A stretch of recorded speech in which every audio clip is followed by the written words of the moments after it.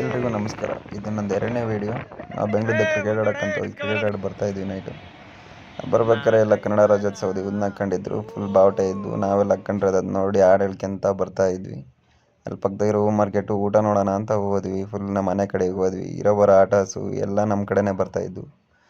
ಬಂದುಬಿಟ್ಟು ಹೋಗಿ ಅಲ್ಲಿ ದೇವಸ್ಥಾನ ಇತ್ತು, ದೇವ್ರಿಗೆ ಒಂದು ಸಲ್ಯೂಟ್ ಹೊಡ್ಕೊಂಡು ಆಮೇಲೆ ರೂಮ್ ಕಡೆ ಹೋದ್ವಿ.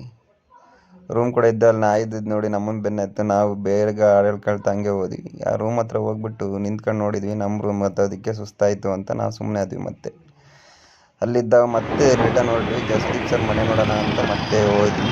ಅಲ್ಲೆಲ್ಲ ಫುಲ್ ಕಡ್ಲೆಕಾಯಿ ಹಬ್ಬ ಅಂತ ಮಾಡ್ಕೊಂಡಿದ್ರು. ಅದನ್ನ ನೋಡ್ಕೊಂಡು ನಿಧಾನಕ್ಕೆ ಹೋಗ್ತಾ ಹೋದ್ವಿ. ಅಲ್ಲಿ ಫುಲ್ ಝೂಮಾಗಿ ಇತ್ತು. ಎಲ್ಲದನ್ನು ನೋಡಿ ನಡ್ಕೊಂತ ಆಡ್ಕೊಂತ ಹೋದ್ವಿ. ಆಮೇಲೆ ಸುದೀಪ್ ಸರ್ ಮನೆಗೆ ಹೋದ್ವಿ. ಸುದೀಪ್ ಸರ್ ಮನೆ ನೋಡಿದರೆ ಗೇಟೇ ಅವ್ರ ಬಿಲ್ಡಿಂಗ್ ಮಟ್ಟ ಇದೆ. ಆ ಬಿಲ್ಡಿಂಗ್ ನೋಡ್ಲಾರ್ದಾಗ ಬೇಜಾರಾಗಿ ವಾಪಸ್ ರಿಟರ್ನ್ ಮನೆ ಕಡೆಗೆ ಹೊರಟು ಬಂದ್ವಿ.